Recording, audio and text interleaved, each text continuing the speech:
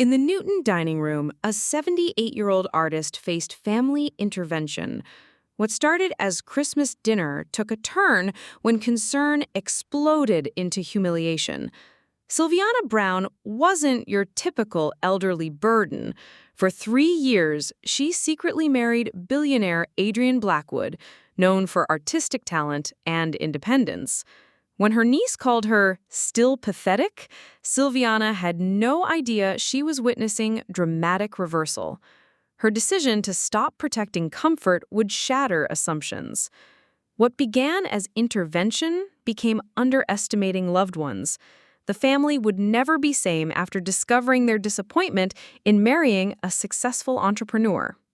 Before we jump back in, tell us where you're tuning in from. And if this story touches you, make sure you're subscribed, because tomorrow I've saved something extra special for you.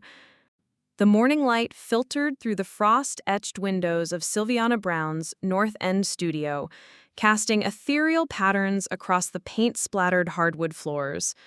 At 78, her hands might tremble slightly when she reached for her morning coffee, but when wrapped around a paintbrush, they moved with the same confident precision that had guided them for over 5 decades. The canvas before her captured this very moment, winter light dancing through aged glass, each beam carrying stories of seasons past and promises of renewal. Her studio apartment occupied the top floor of a converted 19th-century brownstone, its exposed brick walls lined with decades of her work. Canvases leaned against every available surface, creating a maze of color and memory that most visitors found overwhelming. Sylviana found it comforting. Each piece represented a moment when the world had made sense, when the chaos of color and form had resolved into something beautiful and true. The apartment told the story of a woman who had chosen authenticity over comfort. Mismatched furniture collected from estate sales, mixed with pieces she'd painted herself. Books on art theory and technique filled every shelf, their spines worn from countless readings. Yet among the deliberate modesty were subtle hints of something more. The art books were first editions, the paints were the finest professional grade, and a discreet security panel by the door suggested protection far beyond what most modest artists could afford. Sylviana stepped back from her canvas, her weathered hands finding the small of her back as she stretched. Through the window, Boston's North End was waking up slowly under a blanket of fresh snow. The narrow streets below were still quiet, save for the occasional early commuter hurrying toward the subway. She'd lived in this neighborhood for 15 years, ever since Thomas died, and she'd downsized from their Cambridge home. The family had called it giving up. She'd called it choosing life over memory. The sharp ring of her phone cut through the morning stillness. Sylviana glanced at the caller ID and sighed. Jennifer. Right on schedule. "Good morning, dear," Sylviana answered, settling into her favorite reading chair with her coffee.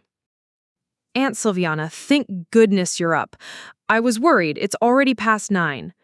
Jennifer's voice carried that particular tone of forced patience that had become her signature when dealing with family matters. "Carmen thinks we should arrange transportation for you instead of having you take a taxi. It's supposed to snow again, and at my age, I'm perfectly capable of getting myself to Newton." Sylviana interrupted gently. "I've been navigating this city longer than you've been alive, sweetheart." I know. It's just that we worry. Michael agrees that maybe it's time to be more practical about these things. Have you given any more thought to the Sunset Manor visit I arranged for you next week? They have a wonderful art therapy program. And Jennifer, Sylviana's voice carried a warning that her niece either didn't hear or chose to ignore. "The director said they could even give you a studio space. Smaller than what you have now, obviously, but much more manageable. And there would be people around if you needed anything. You wouldn't have to worry about emergencies or—" "I'm not worried about emergencies." Sylviana set her coffee cup down with more force than necessary. "I'm quite content where I am." "Content isn't the same as safe, Aunt Sylviana. We just want what's best for you. You know that, right?" There it was. the gentle condescension wrapped in genuine concern that had become the soundtrack of every family interaction.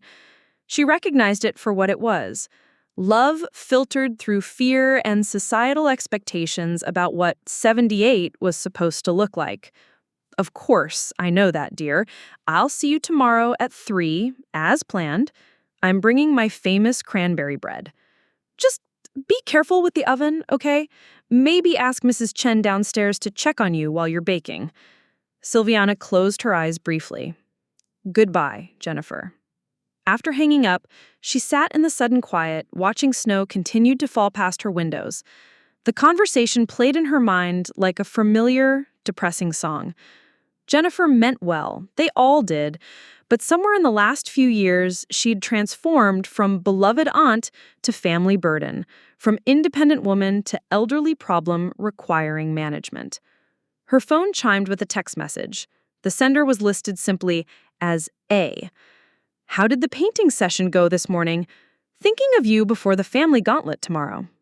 Sylviana's entire demeanor softened as she typed back, "The light was perfect. The family will be their usual charming selves, I'm sure. Thank you for asking. You know I could still come with you. The secret doesn't have to last forever." She stared at the message for a long moment before responding. "Not yet. Soon, perhaps. I need to handle this my way. I love you, Sylviana. Whatever you need." "I love you too." Setting the phone aside, she rose and walked to her easel, where a wooden paint box sat filled with brushes and tubes of color. To any observer, it looked like the working supplies of a dedicated artist. But Sylviana reached beneath the velvet-lined bottom compartment and withdrew a small, wrapped object. Inside the soft cloth lay a wedding ring, not the simple gold band Thomas had given her 46 years ago, which still rested on her finger, but a newer one. Elegant platinum set with a single, perfect diamond that caught the morning light and scattered it in tiny rainbows across her palm. She'd worn it exactly 3 times, the day Adrian gave it to her, their wedding day, and one evening last month when they dined alone at his Beacon Hill home. Each time she'd felt the weight of it, not just the physical presence of the precious metal and stone, but the weight of the secret it represented. 3 years of marriage, hidden from everyone except the courthouse clerk who had performed the ceremony. 3 years of love, discovered in what her family considered the twilight of her life. 3 years of proving to herself that she was still capable of surprise, of passion, of choices that defied every expectation placed on a woman of her age. Tomorrow, she would face Jennifer's well-meaning tyranny, Carmen's dismissive practicality, and Michael's ineffective attempts at peacekeeping. She would endure another round of gentle suggestions about her living situation, her safety, her future. She would smile and deflect and protect the secret that had given her more joy than anything in the 20 years since Thomas died. But tonight, she would return to her canvas and capture the way afternoon light transformed ordinary windows into portals of possibility. Because at 78, Sylviana Brown was still capable of seeing beauty, creating art, and living a life that would shock anyone who thought they knew what she was supposed to be. The snow continued to fall outside her windows, each flake unique and perfect in its brief journey from sky to earth. Tomorrow would bring its own storms, but for now, there was only light, color, and the quiet satisfaction of a woman who had learned to keep her own counsel. The knock on Sylviana's studio door came at precisely 3 o'clock, just as the stranger had promised when he called that morning. She'd been expecting another tire kicker, someone who'd seen her work at the small Newbury Street gallery and wanted to peek into an artist's authentic workspace before deciding her pieces weren't quite right for their suburban living room. Instead, she opened the door to find a man in his early 40s, tall and lean with prematurely gray hair and the kind of quiet confidence that spoke of someone accustomed to being heard without raising his voice. His expensive wool coat was dusted with snow, and his dark eyes immediately moved past her to scan the chaos of canvases behind her. "Ms. Brown, I'm Adrian Blackwood. Thank you for agreeing to see me." There was something different about the way he looked at her work. Not the quick, judgmental sweep most visitors gave her studio, but a careful, methodical examination that suggested genuine understanding. He moved through her space like someone who knew how to be still in the presence of art. "I saw your piece, Resilience, at the Morrison Gallery," he said, stopping before a canvas she'd painted the winter before. It depicted an elderly woman's hands working clay, the fingers gnarled with arthritis, but still creating beauty. Sylviana studied him more carefully. Most people who visited her studio wanted to talk about technique or market value. This man seemed to be searching for something deeper. "What were you trying to articulate?" she asked. Adrian was quiet for a long moment, his gaze still fixed on the painting. "The idea that strength isn't always what we think it is, that sometimes the most powerful thing a person can do is continue creating despite everything that tries to stop them." The honesty of the admission hung between them. Sylviana recognized it, the particular loneliness of surviving love, of waking each day to a world that insisted on continuing without the person who made it meaningful. "I lost my husband 20 years ago," she said simply. "Thomas. He used to say that grief was just love with nowhere to go." Adrian's eyes returned to her paintings with new understanding. "Is that what these are? Love with somewhere to go?" "Some of them." She moved to stand beside him, seeing her work through his eyes. "The others are conversations with the person I was becoming before I understood that becoming never really stops." They stood in comfortable silence, two people who understood that some experiences could only be shared obliquely, through metaphor and art and the careful space between words. "I'd like to commission something," Adrian said finally. "Something about finding unexpected light in life's winter. I know that sounds abstract." "It doesn't," Sylviana interrupted. "I know exactly what you mean." Over the following weeks, Adrian returned regularly to check on the painting's progress.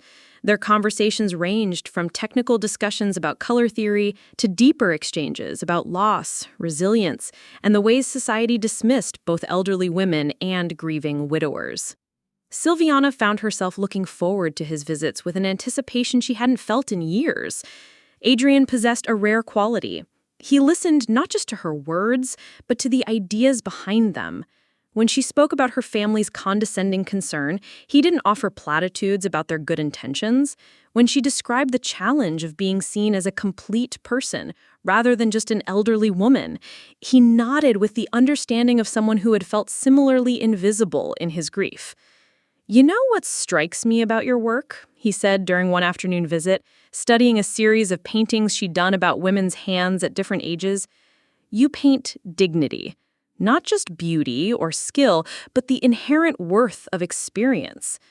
"Most people don't see it that way," Sylviana replied, mixing blues on her palette. "They see an old woman playing with paints. Then most people are fools." His voice carried a quiet anger that surprised her. "Your work should be in museums, not hidden away because people can't see past your age." Something shifted in that moment. A recognition that they were both fighting similar battles against a world that had decided their stories were over.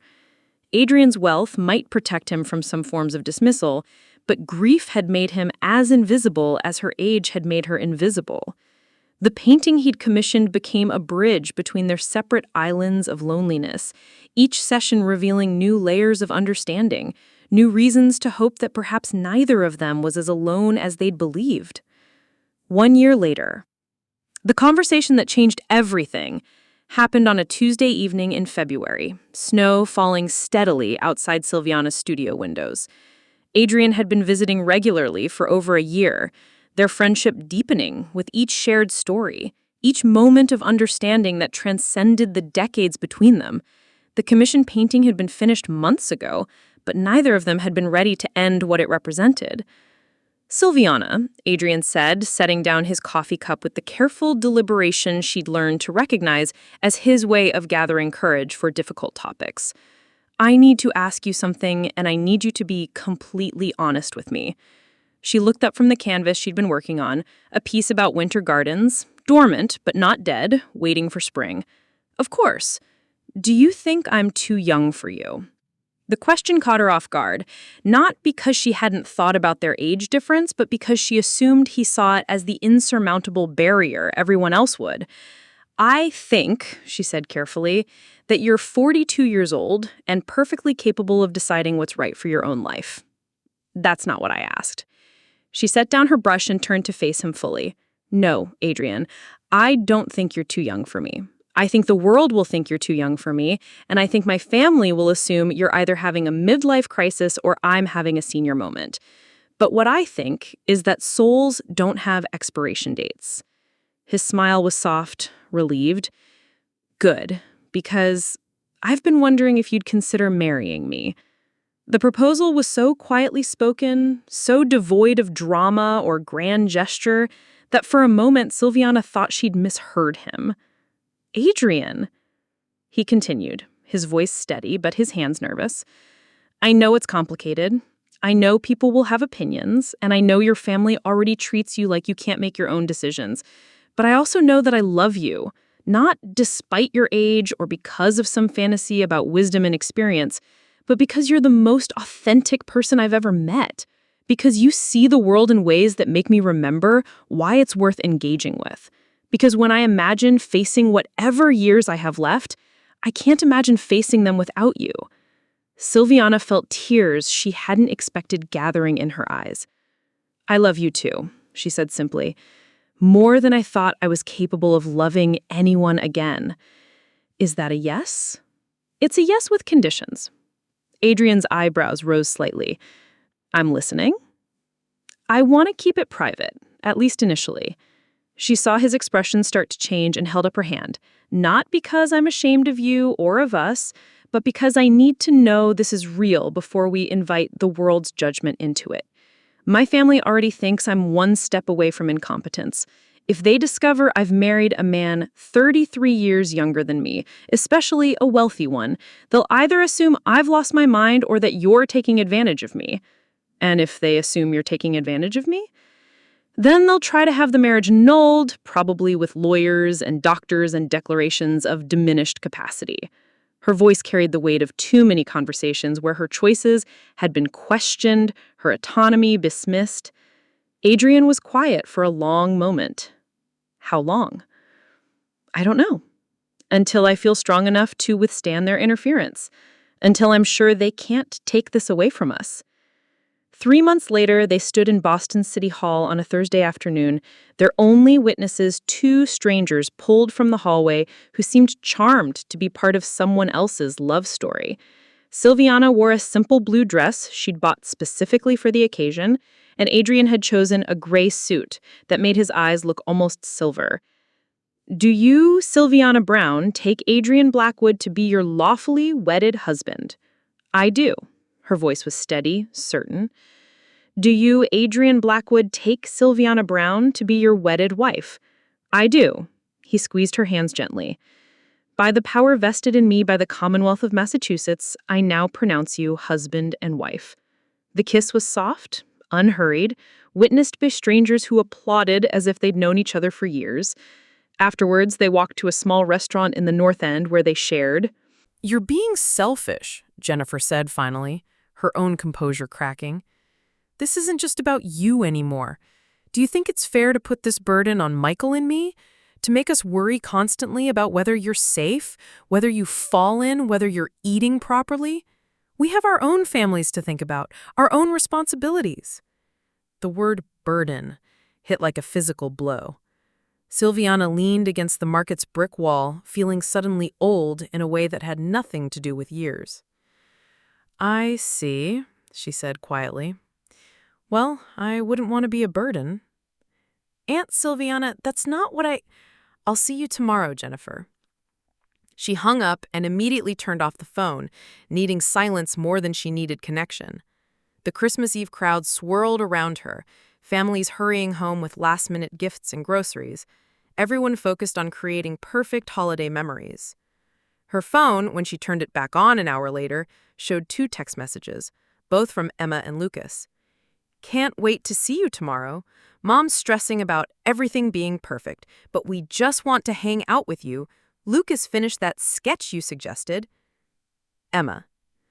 Grand Aunt Sylv, Emma's being dramatic, but she's right. Excited for tomorrow. I have so many questions about perspective drawing.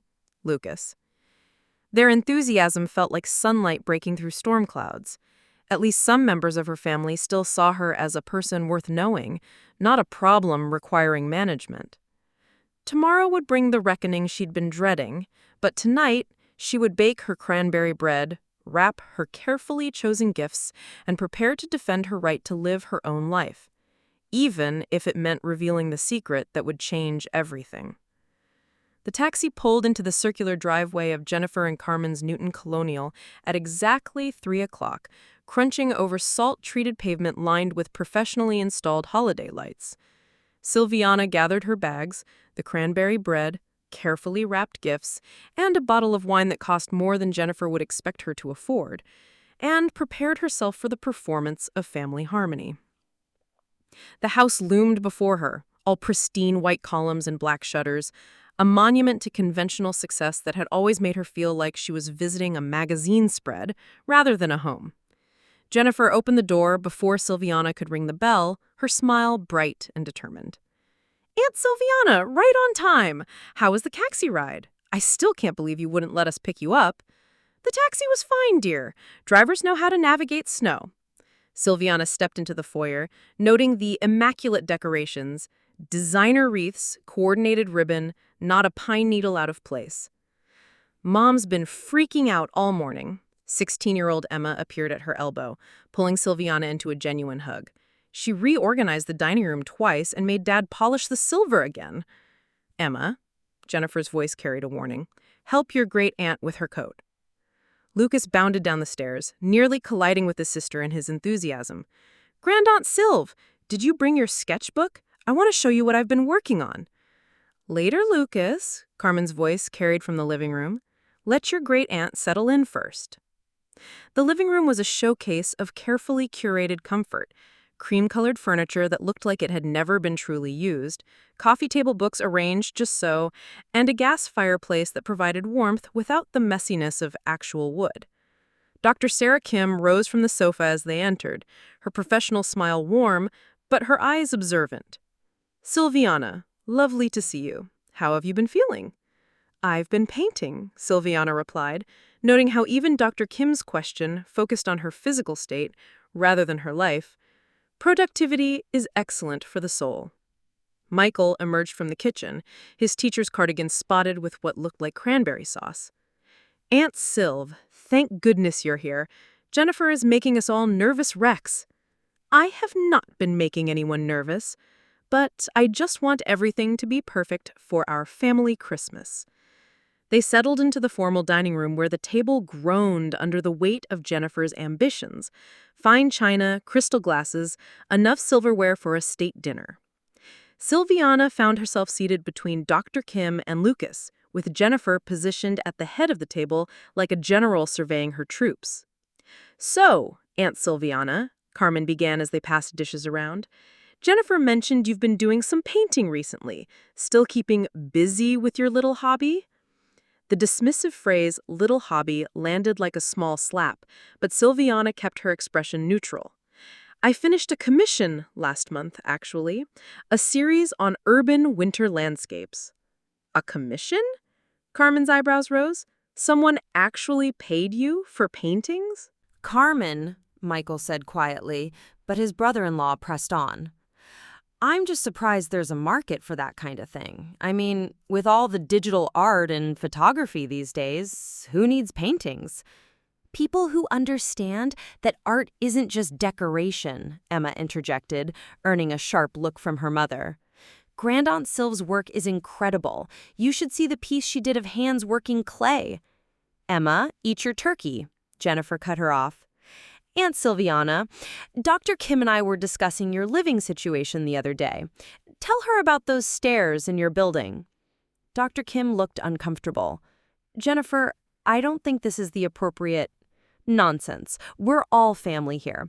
Aunt Sylviana, you have to admit those stairs are getting harder to manage. And what happens if you fall? Mrs. Chen downstairs is elderly herself. She can't exactly help in an emergency." I've been managing those stairs for 15 years, Sylviana said evenly. They haven't gotten steeper. But you've gotten older, Carmen pointed out with the air of someone stating an obvious fact. It's simple math. Risk increases with age. From a financial planning perspective alone, staying in that apartment is impractical. I love that apartment, Lucas said suddenly.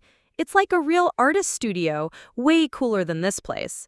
Lucas, Jennifer's voice was sharp, apologize to your father. For what? It's true. Grand on Sylv's place has personality. This place looks like a hotel. That's enough, Carmen said, but Sylviana caught the flush of embarrassment on his face. Dr. Kim cleared her throat diplomatically. What matters most is that Sylviana feels safe and maintains her independence. There are many ways to age in place successfully with the right support systems. Which brings us to our Christmas surprise, Jennifer announced, producing a manila envelope from the sideboard with a flourish of someone revealing a wonderful gift. Aunt Sylviana, Carmen and I have been doing research, and we've found the perfect solution. She pulled out glossy brochures and spread them across the table like a real estate presentation. Sunset Manor, Willowbrook Commons, and Heritage Heights. All excellent facilities with waiting lists, but Carmen knows people. We could have you moved in by February. The silence that followed was deafening. Sylviana stared at the brochures, all featuring the same stock photos of smiling elderly people engaged in supervised activities, their autonomy managed and their choices curated. You've already applied for me? Her voice was dangerously quiet. We've made inquiries, nothing binding, but Aunt Sylviana, you have to be realistic. You're 78 years old, living alone in a rundown apartment, spending your days playing with paints like some sort of elderly art student.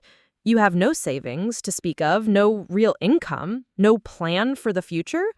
You refuse help. You refuse to be practical. And honestly, Aunt Sylviana, you're still just as pathetic as you were when you were young. The only difference now is that you're pathetic and old, and we're the ones who have to deal with the consequences of your refusal to grow up. The word pathetic landed like a physical blow. Emma gasped audibly, Lucas dropped his fork with a clatter, and Michael's face went white. Dr. Kim opened her mouth to protest, but no words came. Sylviana felt something fundamental break inside her. Not her spirit, which had weathered far worse storms, but her willingness to protect everyone else's comfort at the expense of her own dignity. She stood slowly, her movements deliberate and controlled. You're right, Jennifer.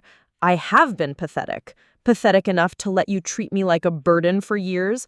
Pathetic enough to smile and deflect when you dismiss my life's work as a hobby. Pathetic enough to let you plan my future without asking what I might want for myself. She reached for her purse, her hands remarkably steady, but I'm done being pathetic. And I'm done protecting your feelings while you destroy my dignity. Aunt Sylviana, wait! Michael finally found his voice, but it was too late. No, Michael. I've waited long enough for someone in this family to see me as a person instead of a problem. Since that's apparently not going to happen, I'll see myself out. She was halfway to the foyer when the doorbell rang a third time. Jennifer hurried after her, clearly panicked that her carefully orchestrated intervention was falling apart. You can't just leave. We're trying to help you. No, Sylviana said, reaching for the door handle. You're trying to manage me. There's a difference. She pulled the door open, expecting to find a delivery person or perhaps a neighbor. Instead, she found herself looking up into his familiar gray eyes of her husband. Adrian Blackwood stood on Jennifer's front porch, snowflakes dusting the shoulders of his expensive coat, holding a bouquet of white roses, and wearing an expression that was equal parts determined and gentle. Behind him, a black sedan idled in the driveway. Hello, darling, he said quietly. I hope I'm not interrupting. For a moment, Sylviana couldn't speak. The shock of seeing him here at this moment, when she felt most alone and most broken, overwhelmed her carefully maintained composure. Adrian? She whispered. I know we agreed to keep this private, but I couldn't let you face this alone anymore, not after what you told me about yesterday's phone call. Behind Sylviana, she could hear Jennifer's sharp intake of breath, could sense the family gathering in the foyer like witnesses to an accident they couldn't quite comprehend. "Who?" Jennifer began, but Adrian stepped past Sylviana and extended his hand with quiet authority. "Adrian Blackwood," he said simply, "Sylviana's husband.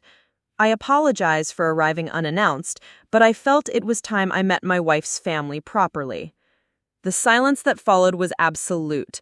Even the grandfather clock seemed to have stopped ticking. Sylviana watched her family's faces cycle through confusion, disbelief, and something approaching panic as the implications of Adrian's words sank in. "Husband? That's impossible. Aunt Sylviana she's not married," Adrian supplied helpfully. "We've been married for 3 years this March. Sylviana has been protecting our privacy, but I've grown tired of watching people who claim to love her treat her with such casual disrespect." He turned to Sylviana then, his expression softening. "I'm sorry, love. I know you wanted to handle this your way, but I couldn't sit in that car any longer listening to them make you feel small." "You were in the car?" Sylviana asked, torn between relief and mortification. "I've been driving you to family events for months," Adrian admitted, waiting at a distance, ready to collect you when you texted that you were ready to leave. "Today, when you didn't text back after 2 hours, I got worried." Emma pushed past her parents, her teenage directness cutting through the adult confusion. "Wait, you're actually married? Like, legally married? And you've been keeping it secret?" "Emma, go back to the dining room," Jennifer said automatically, but her voice sounded hollow, mechanical. "Actually," Adrian said, his tone pleasant but firm, "I'd like to meet Sylviana's family properly. All of them. She's told me so much about each of you." He looked around the circle of stunned faces, his gaze lingering on Jennifer with an expression that was polite but unmistakably protective. "Perhaps we could start over with this conversation about Sylviana's future, because I have some thoughts about that myself." The foyer became a tableau of frozen disbelief. Carmen's mouth moved soundlessly, as if his financial advisor's brain was running calculations that refused to compute. Jennifer gripped the doorframe, her carefully planned intervention dissolving into chaos she couldn't control. Michael stood behind them, his face cycling through shock, guilt, and something that might have been relief. It was Lucas who broke the spell, his 14-year-old honesty cutting through the adult paralysis. "Holy shit, Grandaunt Syl, you're married to a billionaire?" "Lucas," Jennifer snapped automatically, but her voice lacked its usual authority. "Language, son," Carmen added, weakly, though he seemed to be speaking from muscle memory rather than conviction. Adrian's eyebrows rose slightly. "Billionaire. Well, I suppose that's technically accurate, though I prefer environmental technology entrepreneur." He smiled at Lucas with genuine warmth. "You must be Lucas. Sylviana has told me about your interest in perspective drawing." You know about my art?" Lucas looked between Adrian and Sylviana with dawning wonder. "Your great-aunt shares everything with me," Adrian replied, then looked pointedly at Jennifer. "Everything, including how her family has been treating her." Jennifer finally found her voice, though it came out strangled. We didn't. How are we supposed to know?" "Know what?" Dr. Kim stepped forward, her professional composure intact, even as her eyes showed fascination with the unfolding drama. "This is insane," Carmen muttered, running his hands through his hair. "Aunt Sylviana, you can't just spring this on us. A secret marriage? For 3 years?" "I wasn't aware I needed permission," Sylviana said, finding her voice again.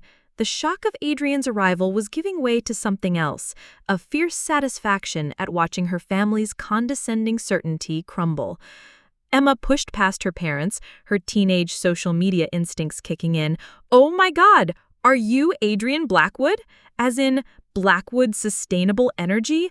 I literally wrote a report about your company for my environmental science class.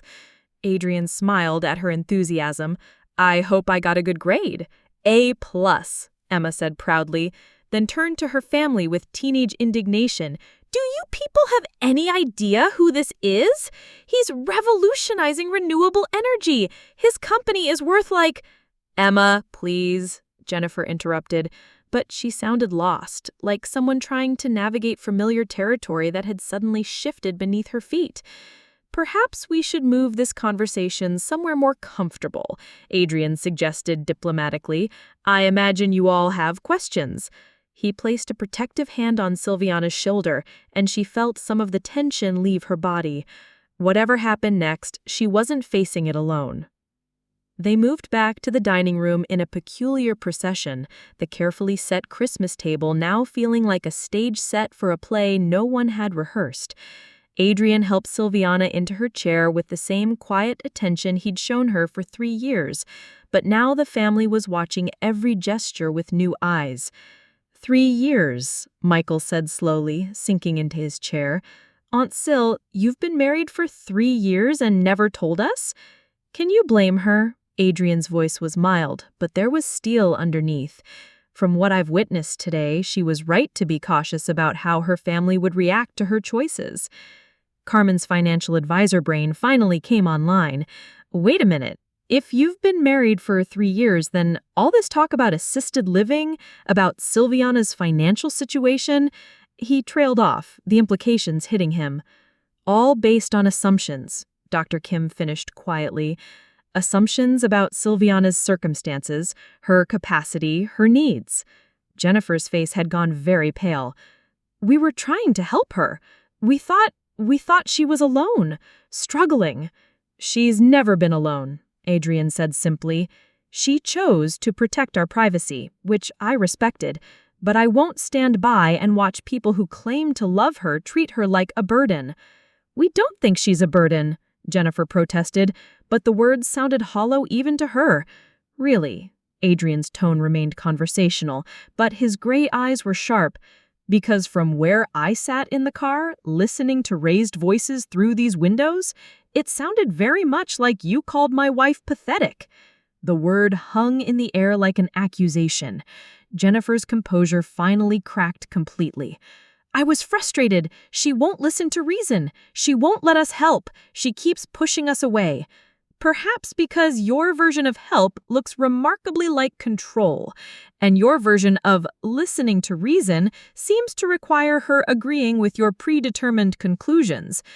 Lucas, who had been staring at Adrian with barely contained excitement, suddenly burst out. This is so cool! Grand Aunt Syl, you're married to a billionaire? Lucas, Jennifer snapped automatically, but her voice lacked its usual authority.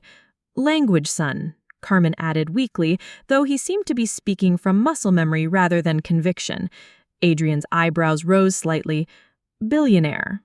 Well, I suppose that's technically accurate, though I prefer environmental technology entrepreneur. He smiled at Lucas with genuine warmth. You must be Lucas. Sylviana has told me about your interest in perspective drawing. You know about my art? Lucas looked between Adrian and Sylviana with dawning wonder.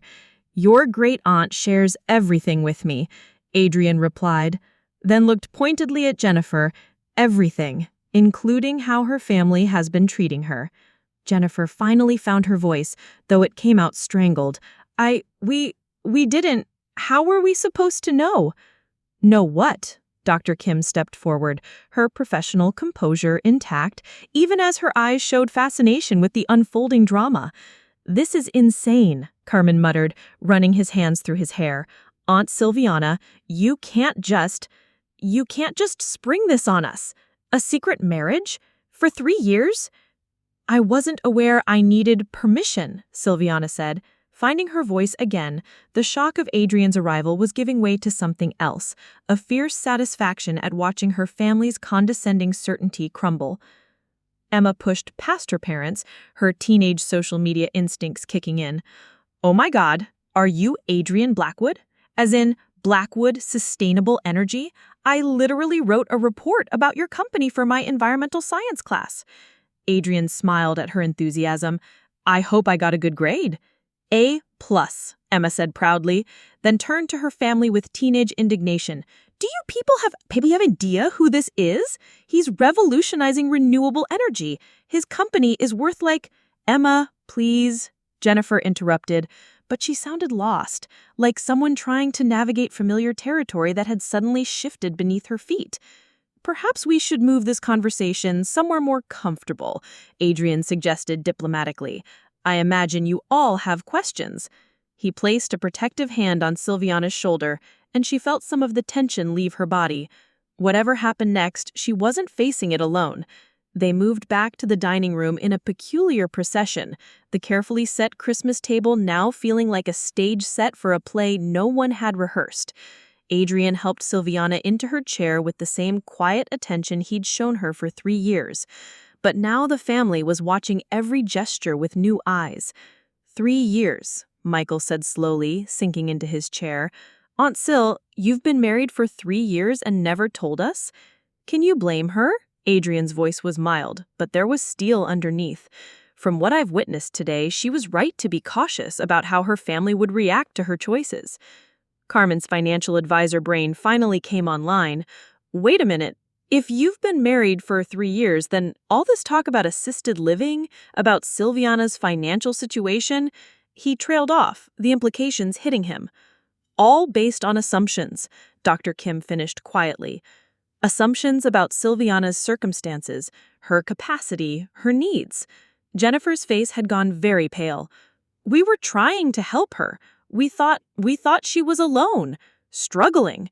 "She's never been alone," Adrian said simply. "She chose to protect our privacy, which I respected, but I won't stand by and watch people who claim to love her treat her like a burden." "We don't think she's a burden," Jennifer protested, but the words sounded hollow even to her. "Really?" Adrian's tone remained calm.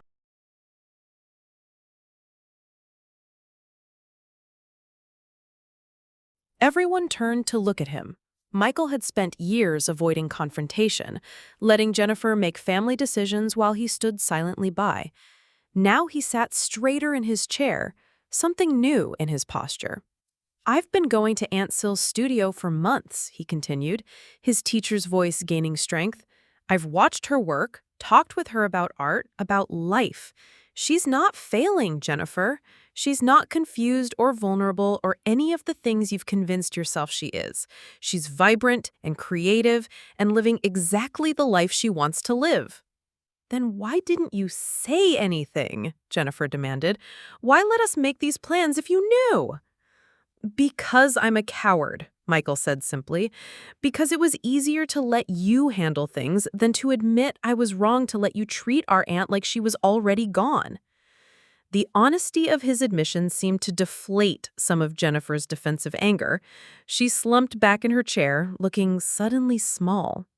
"I was trying to do the right thing," she said, her voice barely above a whisper. "When Mom and Dad died, they made me promise to look after Aunt Sylvia. I've been trying to honor that promise." "By warehousing her in an assisted living facility?" Adrian's voice was gentle but pointed. "By dismissing her art as a hobby? By treating her autonomy as stubbornness?" "I was scared." Jennifer's composure finally broke completely. "She's 78 years old, living alone, and every time I call, I'm terrified it's going to be the time she doesn't answer. Every time she doesn't respond to a text immediately, I imagine her fallen somewhere, helpless. I was trying to make sure she was safe, at the cost of making her feel worthless," Lucas said quietly.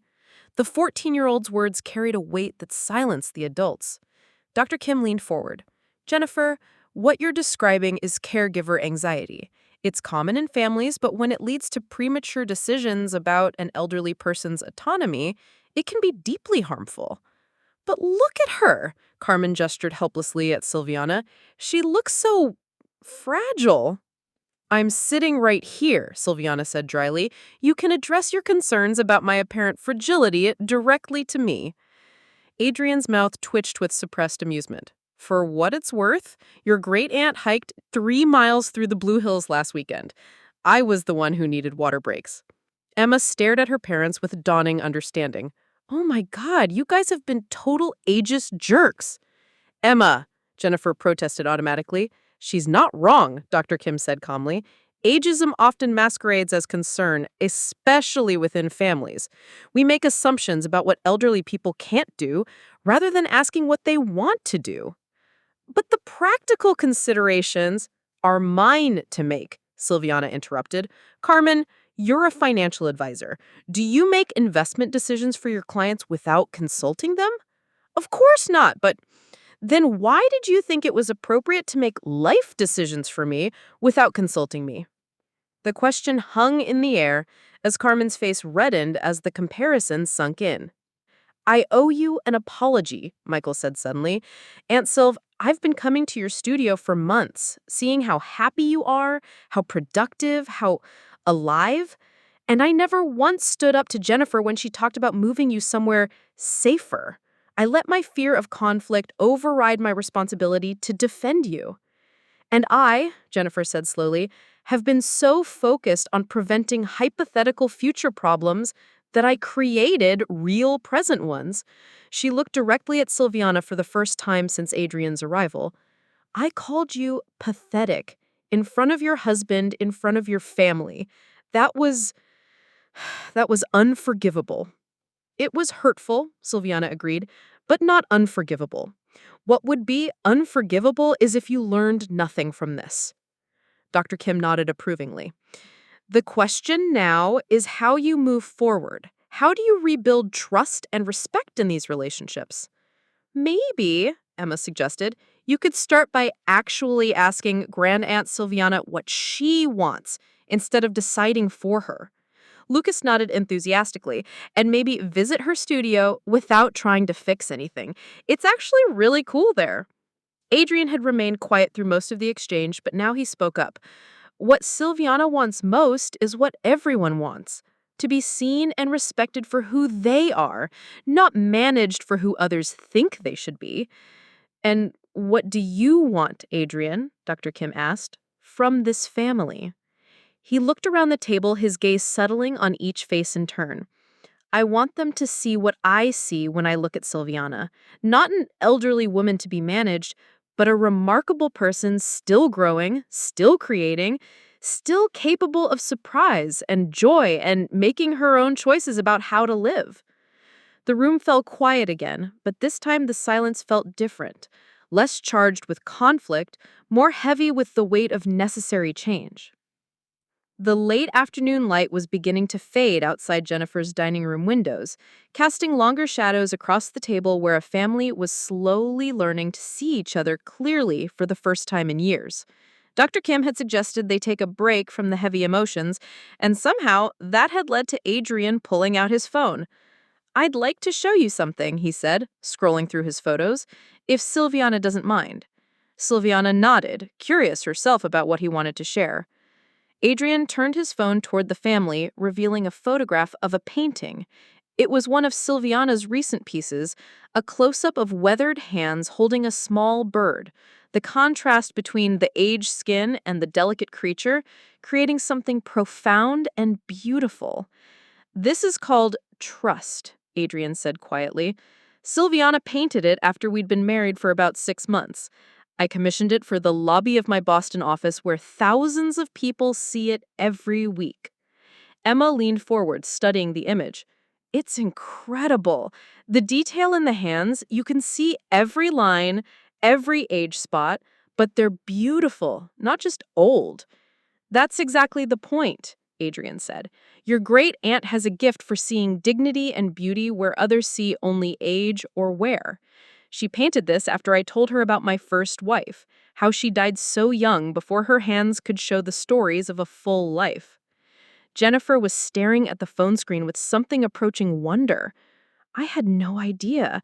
I mean, I knew she painted, but this is professional level work, Dr. Kim finished. Sylviana, how long have you been working at this caliber? Years, Sylviana said simply, but I stopped showing my work in galleries after Thomas died. The art world can be challenging for elderly women. Too many people assume your best work is behind you. Adrian swiped to another image. This one hangs in our bedroom.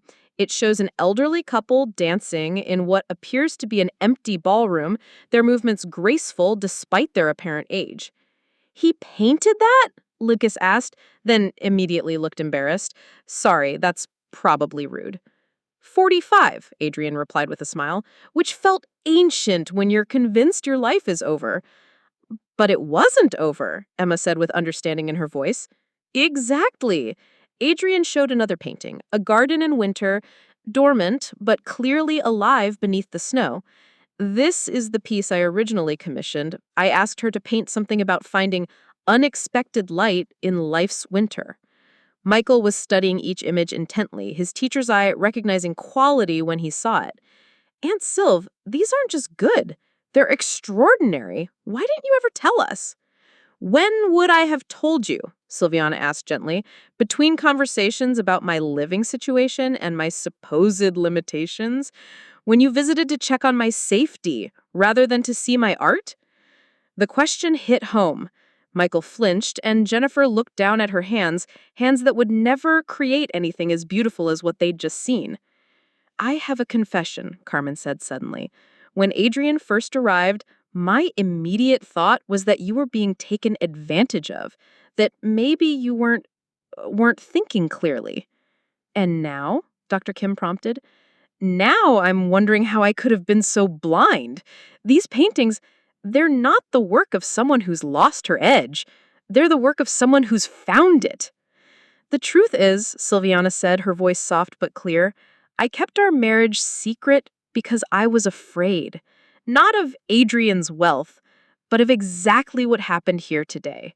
Being dismissed, having my choices questioned, being treated like I couldn't possibly know my own mind. She looked around the table at her family. I was afraid you'd assume Adrian was taking advantage of me, or that I was having some sort of senior moment, or that the marriage couldn't possibly be real because who could love a 75-year-old woman? Oh, Aunt Sylviana, is that really what you thought we'd do? Isn't it what you did? Sylviana asked quietly. Maybe not about Adrian specifically, but about every other choice I've made. My living situation, my art, my independence. You've questioned all of it. The silence that followed was heavy with recognition and regret.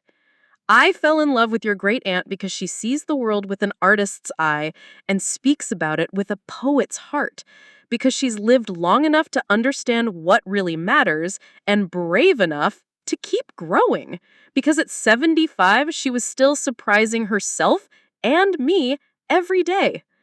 Emma looked up from the phone, her eyes bright. That's so romantic. Way more romantic than people my age posting stupid couple photos on Instagram.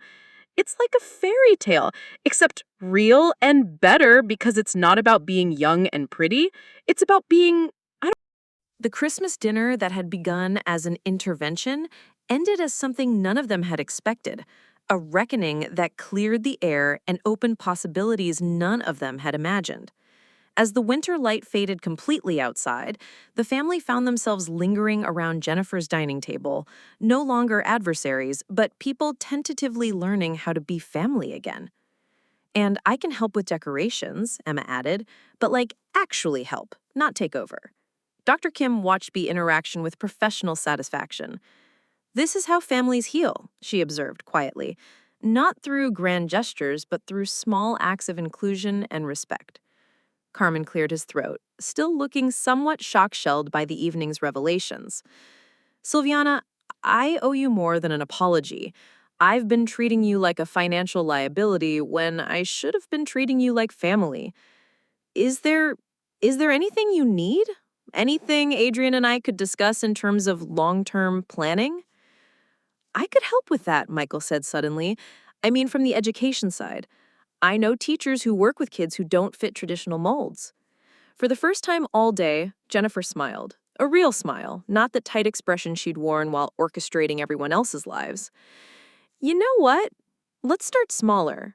Aunt Sylviana, would you be willing to show me your studio? Actually show me, not just let me check on you. I'd like that, Sylviana said. Both of you, she added, looking at Michael. And I'd like you to bring Emma and Lucas. They understand art in ways that might surprise you.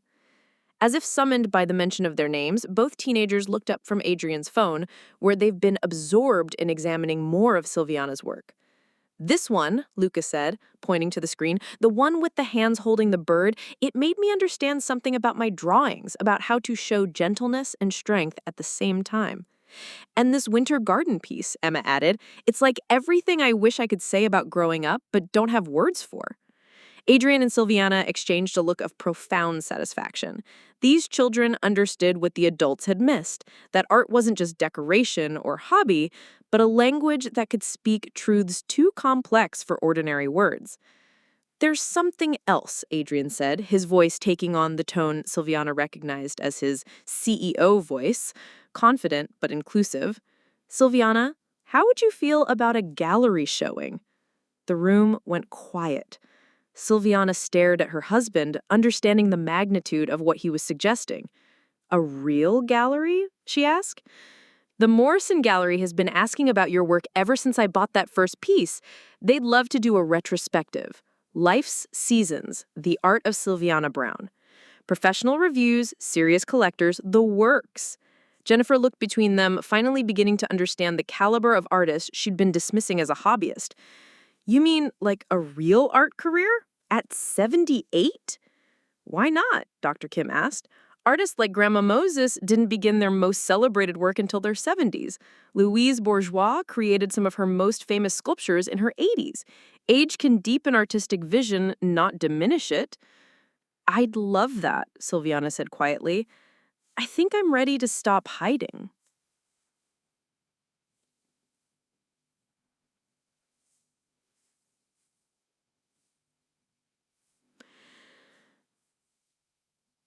One month later. The January afternoon light streamed through the windows of Sylviana's studio as she put the final touches on a new painting. A family gathered around a table, their faces showing the complex mixture of love, conflict, and reconciliation that made them real. Emma and Lucas sat cross-legged on the floor nearby, working on their own art projects while debating the merits of different shading techniques. Grandaunt Sylv, do you think people can really change? Like, fundamentally change, not just pretend to be different? Sylviana considered the question while adjusting a highlight on the painting. I think people can choose to see differently, and when you see differently, you act differently. Whether that's fundamental change or just uncovering who you were meant to be all along, I'm not sure it matters. The studio door opened, and Jennifer appeared with a bag of groceries and a tentative smile. This had become their new ritual. Jennifer stopping by after work, not to check on Sylviana, but simply to spend time with her. Sometimes she brought supplies, sometimes just conversation. Always, she asked before doing anything. How's the painting coming? Jennifer asked, setting the groceries in the kitchen area. See for yourself, Sylviana replied, stepping aside. Jennifer studied the canvas, the family scene that somehow captured both the tension and love that define their relationships. Is that us? Christmas dinner? The moment we started becoming honest with each other. It's beautiful, Jennifer said, and meant it. Are you including it in the gallery show? The gallery show had been announced the week before, opening in March with a full catalog and serious critical attention. The art world was already buzzing about the discovery of an elderly artist whose work spoke to universal themes of aging, dignity, and resilience. I think so, Sylviana said. Adrian thinks it's important to show that families can evolve. As if summoned by his name, Adrian appeared in the doorway carrying coffee for everyone and wearing the expression of satisfaction he got when his evening visits overlapped with family time. Michael's on his way up, he announced, and he's bringing Sarah Kim. Apparently, she wants to discuss the scholarship program. And the art therapy component, Jennifer added. I've been thinking about what you said about art being a language for things we can't say otherwise. Maybe that could help other families like ours. You mean families who love each other but are really bad at showing it? Exactly, Jennifer laughed, the sound genuine and unguarded. Lucas held up his latest sketch, a portrait of Sylviana painting, her weathered hands steady on the brush, her face showing the concentration and joy of someone fully engaged in meaningful work. "This is for the scholarship program website," he announced. "If it's okay with you. I want people to see that being old doesn't mean being finished." Sylviana felt her heart swell with pride and love for these young people who had grasped truths their parents had taken months to learn. The studio filled with voices as Michael and Dr. Kim arrived, followed by Carmen with his laptop and a folder full of financial projections for the scholarship fund. What had once been a space for solitary creation had become a gathering place for a family learning to value each other properly. As evening fell and the last visitors left, Sylviana and Adrian sat together by the window watching snow begin to fall over the north end. 3 years of secret marriage had become the foundation for something bigger. A family transformed, an artist revealed, a woman finally free to be fully herself. "Any regrets about ending our secret life?" Adrian asked, his arm around her shoulders. Sylviana considered the question, thinking about the gallery show being planned, the scholarship fund taking shape, the family dinners where she was consulted rather than managed, the teenagers who visited to learn rather than check on her. "None," she said firmly. "Secrets have their place, but this is better. This is what I was afraid of losing, but it turns out you can't lose what was real to begin with." Outside, the snow continued to fall, each wake unique and temporary, but part of something larger and lasting, like love, like family, like the quiet miracle of being seen and valued for exactly who you are at exactly the age you happen to be. At 78 years old, Sylviana Brown had learned that the best surprises aren't the ones that change everything, but the ones that reveal everything was already possible. You just had to be brave enough to stop hiding and let the world catch up to who you'd always been. Up next, you've got 2 more standout stories right on your screen. If this one hit the mark, you won't want to pass these up. Just click and check them out, and don't forget to subscribe and turn on the notification bell so you don't miss any upload from us.